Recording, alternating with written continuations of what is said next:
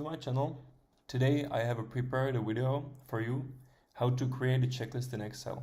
I've created a simple Excel spreadsheet for us to check any kind of things. It's very simple, so let's go. First, click on Developer and click on the checkbox.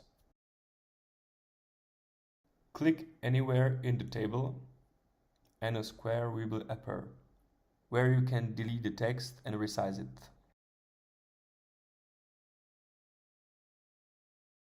Then move the square to the cell.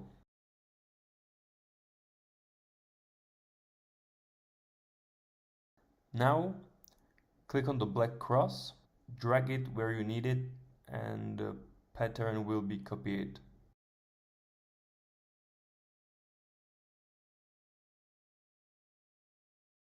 Well, now you know how to do it.